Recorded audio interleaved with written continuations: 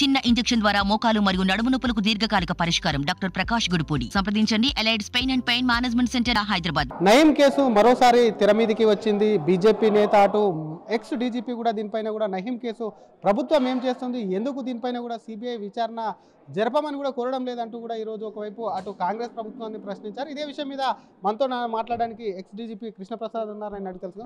Sir చెప్పండి, ఎందుకు మరి గతంలో ఉన్నటువంటి ప్రభుత్వం మీరే అంటున్నారు సిబిఐ ఎంక్వైరీ గురించి, ఇప్పుడు ఎందుకు మరి దాన్ని అడగట్లేదంటారు?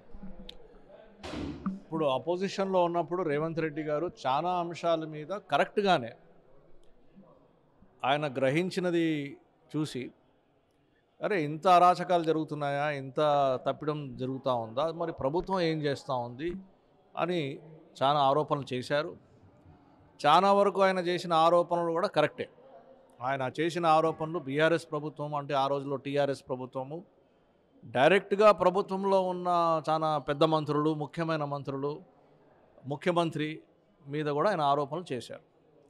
ఇప్పుడు ఫర్ ఎగ్జాంపుల్ ఆయన ఆరోపణలు చేయడమే కాకుండా సిబిఐ ఎంక్వైరీ కూడా డిమాండ్ చేశారు. అప్పుడు సిబిఐ ఎంక్వైరీ డిమాండ్ చేసిన కేసులు ఏమిటి అని ఒకసారి మళ్ళీ మనం తీసి చూస్తే, అన్నిటికంటే ముఖ్యంగా naturally Kaleshwaram lift irrigation project మీద ఆయన లెక్కలో చెప్తే 45,000 కోట్ల రూపాయల స్కామ్ జరిగింది.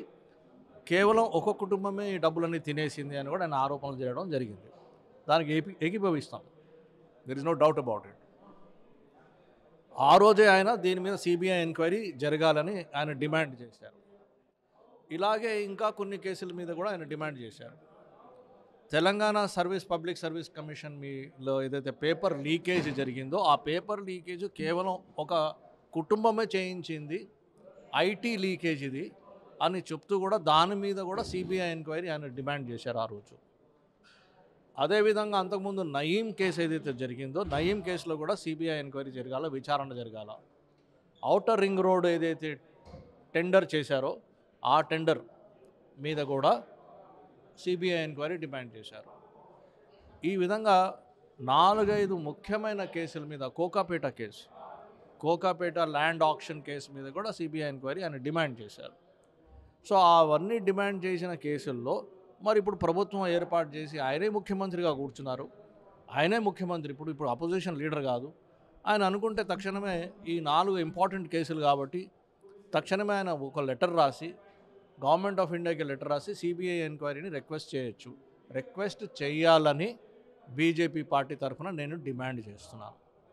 మరి నయీం కేసుకు వచ్చేసరికి, నయీం కేసులో అసలు నయీం ఎన్కౌంటరు ఏ సందర్భంలో జరిగింది, ఎటువంటి సిట్యువేషన్లో జరిగింది, దాని ఇష్యూస్ ఏమిటి, ముందు వెనకాల జరిగిన ఇన్సిడెంట్స్ ఏంటి, ఈవెంట్స్ ఏంటి అని సిబిఐ ఎంక్వైరీ చేసి తీయాలి. ఎందుకు సిబిఐ ఎంక్వైరీ చేసి తీయాలని నేను డిమాండ్ చేస్తున్నానంటే, ఏదైతే నయీం ఎక్స్టార్షన్ కేసెస్ ఉన్నాయో, మర్డర్ కేసెస్ ఉన్నాయో నయీం మీద, అవి చాలా 100కి పైన ఎఫ్ఐఆర్లు ఉన్నాయి. ఈ ఎఫ్ఐఆర్లు ఎక్కడెక్కడ ఉన్నాయి? ఒక రాష్ట్రంలోనే ఉన్నాయా? కేవలం తెలంగాణ రాష్ట్రంలో ఉన్నాయా? కాదు, తెలంగాణలో ఉన్నాయి, ఆంధ్రప్రదేశ్లో ఉన్నాయి, ఒడిశాలో ఉన్నాయి, కర్ణాటకలో ఉన్నాయి, మహారాష్ట్రలో ఉన్నాయి, మధ్యప్రదేశ్లో, ఇన్ని రాష్ట్రాల్లో సగం భారతదేశంలోనే ఉన్నాయి. అటువంటి కేసులను ఇన్వెస్టిగేట్ చేయడం అనేది ఒక సిట్ ద్వారా కాదు, సిఐడి ద్వారా కూడా కాదు, అది సిబిఐనే ఎంక్వైరీ చేయాలి. కాబట్టి మరి రేవంత్ రెడ్డి గారు, ముఖ్యమంత్రి గారు, నయీం కేసులో కూడా సిబిఐ ఎంక్వైరీ చేయాలని ఆయన లెటర్ రాయాలి కదా. లెటర్ రాయాలని మేము డిమాండ్ చేస్తున్నాం. మరోవైపు ఆయనకు సంబంధించిన ఆస్తులు కానివ్వండి, AK-47 చాలా ఉన్నాయంటారు. వాటి మీద ఎందుకు, అసలు ఆస్తులు ఎవరి దగ్గర ఉన్నాయి? ప్రభుత్వం నిజంగానే వాటిని స్వాధీనం చేసుకుందా? ఆస్తుల మీద ఏమంటారు అసలు?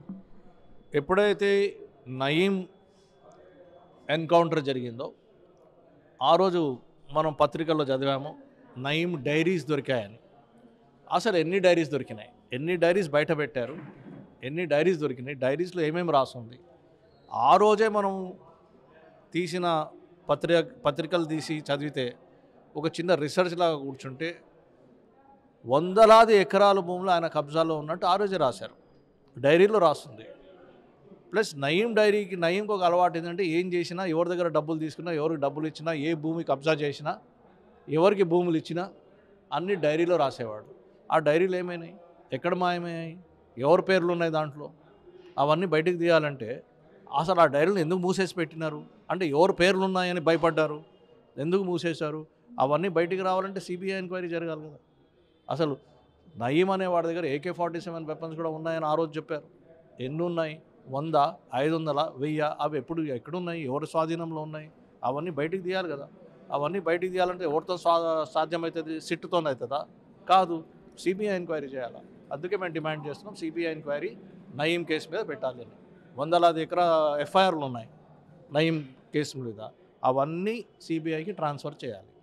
మరోవైపు మీరు గతంలో సిఐడి చీఫ్గా ఉన్నారు. నిజంగానే ఒకవేళ సిబిఐకి ఇవ్వకుండా సిఐడికి అప్పచెప్తే ఈ కేసు ఏమన్నా పురోగతి సాధించే అవకాశం ఉందా? తప్పకుండా ఉంటుంది. ఎందుకంటే దీంట్లో చాలా మటుకు ఎవిడెన్స్ ఉంది, ఇంకా ఎవిడెన్స్ దొరుకుతుంది. ఏదైతే ఆ రోజు నయీం డైరీలో ఈ ఎవిడెన్స్ ఉందని చెప్తున్నారో అది చాలా తక్కువ, అంతకంటే ఎక్కువ ఎవిడెన్స్ దొరుకుతుంది. చెప్పడానికి చాలామంది సిద్ధంగా ఉన్నారు. ప్రభుత్వమే ఇంట్రెస్ట్ తీసుకుంటలేదు, అసలు డైరీలే మూసేసినారు అని ప్రజలు తెలిస్తే అయ్యో ఎందుకు మాకేమవుతుందో అనే భయాందోళనతో చాలామంది నోరు మూసుకున్నారు. లేదు, మీరు భయపడద్దు, మీరు ధైర్యంగా ఉండండి, మేము కేసు పెడతాము, ఎవరైతే ఉన్నారో వాళ్ళందరి మీద మేము యాక్షన్ తీసుకుంటామంటే చాలా ఎవిడెన్స్ వస్తుంది బయటికి. మరోవైపు పొలిటికల్ కెరీర్కి వస్తే కృష్ణప్రసాద్ గారు వరంగల్ నుంచి కూడా పోటీ చేసేందుకు సిద్ధంగా ఉన్నారంటున్నారు. మీరేమైనా అనుకుంటున్నారా అక్కడ నుంచి పోటీ చేయాలి? పార్టీ ఎక్కడి నుంచి చెప్పినా పోటీ చేయడానికి నేను సిద్ధంగా ఉన్నాను. ఎందుకంటే నా ఆలోచన ఏంటంటే చదువుకున్న వాళ్ళు, ప్రజలకి ఏమి కావాలో, ముఖ్యంగా గ్రోత్, డెవలప్మెంట్, ఎంప్లాయ్మెంట్ సైడ్ ఏవైతే కావాలో అవి కరెక్ట్గా చేసి, ముఖ్యంగా యువకులకి ఉద్యోగాలు వచ్చే అవకాశము. ఫర్ ఎగ్జాంపుల్ నేను ఇక్కడ ఏపీఐఎస్లో ఇన్ఫ్రాస్ట్రక్చర్ కార్పొరేషన్లో లెదర్ ఇండస్ట్రీస్ అంటే లిడ్ క్యాప్ అనేవాళ్ళు, ఆ 2 సంస్థలు ఉన్నప్పుడు నాకు చాలా హ్యాపీగా అనిపించింది, చాలా సాటిస్ఫాక్షన్ వచ్చింది. ఇప్పుడు ఏదైతే మనం ఎయిర్పోర్ట్ అంటున్నామో, ఔటర్ రింగ్ రోడ్ అంటున్నామో, ఫైనాన్షియల్ డిస్ట్రిక్ట్ అంటున్నామో, అక్కడ గంగావరం పోర్టు, కృష్ణపట్నం పోర్టు, ఇటువంటి పెద్ద పెద్ద ప్రాజెక్టులు అంటే ఇన్ఫ్రాస్ట్రక్చర్ ప్రాజెక్ట్స్లో ఉన్న అడ్వాంటేజ్ ఏంటంటే అది ఎకానమీని స్పిన్ చేస్తుంది. ఎకానమీని డెవలప్ చేసినప్పుడు, గ్రోత్ వచ్చినప్పుడు, గ్రోత్ అండ్ డెవలప్మెంట్ వచ్చినప్పుడు డైరెక్ట్ అండ్ ఇండైరెక్ట్ ఎంప్లాయ్మెంట్ వస్తుంది. లక్షలాది మందికి ఎంప్లాయ్మెంట్. ఇప్పుడు మనం ఫైనాన్షియల్ డిస్ట్రిక్ట్ అంటాం, ఆ రోజు మేము ఏమిటంటే ఒక ఫైనాన్షియల్ డిస్ట్రిక్ట్ డెవలప్ చేద్దామని స్ట్రైట్ రోడ్స్ చేసాము, ప్లాట్లు చేసాము, ఐటీ కంపెనీలకి ప్లాట్లు ఇచ్చాము, ఐఎస్బి వచ్చింది, మైక్రోసాఫ్ట్ వచ్చింది, ఇన్ఫోసిస్ వచ్చింది, విప్రో వచ్చింది. సరే, ఆ రోజు ఏదైతే మొదలుపెట్టినామో, బీజం వేసామో, ఆ రోజు చిన్నగా కనిపించచ్చు. ఇప్పుడు అది చూస్తే 20 సంవత్సరాల్లో లక్షలాది మందికి యువకులకి ఉద్యోగాలు వచ్చాయి. సో ఇటువంటి ప్లానింగు, విజను పెట్టుకుని బీజం వేసి ఇంకా డెవలప్ చేస్తే తెలంగాణలో ఇంకా ఉద్యోగాలు వస్తాయి, ఇంకా డెవలప్ అవుతుంది. డైరెక్ట్ ఎంప్లాయ్మెంట్ కాదు, ఇండైరెక్ట్ ఎంప్లాయ్మెంట్ కూడా వస్తుంది. దీనివల్ల మనకి జీడిపి, జిఎస్డిపి, మనకి ఇప్పుడు రెవెన్యూ ఎక్కడి నుంచి వస్తుంది? ఇప్పుడు హైదరాబాద్లో, తెలంగాణలో అన్ని రాష్ట్రాల కంటే మా రెవెన్యూ మాకు ఉంది అంటున్నారు కదా, ఎక్కడి నుంచి వచ్చింది? అది మీరు తెచ్చారా? కాదు కదా, ఎప్పటి నుంచి వస్తూ ఉంది. ఇంత డెవలప్మెంట్ ప్లాన్ చేసాం కాబట్టి ఇంత రెవెన్యూ రాష్ట్రానికి వస్తుంది. ఇది ఎవరు చేశారు? విజనరీస్ ఉంటారు, పొలిటీషియన్స్ ఉంటారు, ఆఫీసర్స్ ఉంటారు, చాలామంది ఉంటారు. దాంట్లో నేను కూడా ఒకటి. ఆ రోజు ఆ అవకాశం దొరికింది, ఇంకోసారి అవకాశం దొరికితే ఈసారి ప్లానర్, ఆ రోజు అధికారిగా దొరికింది, ఈసారి ఒక విజనరీగా, ఒక ప్లానర్గా, ఒక పాలసీ మేకర్గా దొరికితే ఇంకా పెద్ద ఎత్తున చేయొచ్చు. అందుకని ఇక్కడ పవర్ వేరే. ఇక్కడ పాలసీ చేసి పెద్ద పెద్ద మంత్రులతో కూర్చుని మా రాష్ట్రానికి ఇది వస్తే బాగుంటుంది, మా నియోజకవర్గానికి ఇది వస్తే బాగుంటుంది అంటే వాళ్ళు కూడా వింటారు.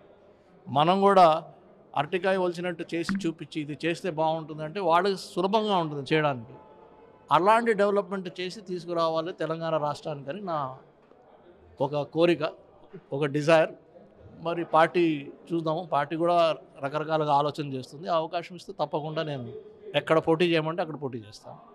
Thank you sir. ఇది నయీం డైరీకి సంబంధించినటువంటి నయీం డైరీ ఏమైంది, అందులో చాలా విషయాలు ఉన్నాయి. వాటికి సంబంధించి కూడా డైరీని ఎందుకు దాచారు, నయీం దగ్గర ఉన్నటువంటి ఆస్తులు చాలా ఉన్నాయని అన్నారు, మరి వాటిని ఎందుకు బయట పెట్టట్లేదు, AK-47s ఉన్నారు, వాటికి సంబంధించి కూడా ఎటువంటి లెక్కలు లేవు. మరి గతంలో ఒకవైపు ప్రతిపక్షంలో ఉన్నప్పుడు కాంగ్రెస్ కూడా ఒకవైపు కూడా సిబిఐ ఎంక్వైరీకి కూడా డిమాండ్ చేసింది. ఇప్పుడు ఎందుకు కూడా దానిపైన కూడా నోరు మెదపడంలో ఖచ్చితంగా దీన్ని సిఐడి లేదా సిబిఐ కూడా అప్పచెప్పాలంటూ కూడా అటు ఎక్స్-డీజీపీ కూడా ఒకవైపు కృష్ణప్రసాద్ డిమాండ్ చేస్తున్నారు. కెమెరామ్యాన్ విజయ్తో శ్రీధర్, RTV, హైదరాబాద్. మరిన్ని వీడియోస్ కోసం ఛానల్ ని సబ్స్క్రైబ్ చేయండి, లేటెస్ట్ అప్డేట్స్ కోసం వాట్సాప్ ఛానల్ ని ఫాలో చేయండి, అండ్ లింక్ డిస్క్రిప్షన్ లో ఉంది.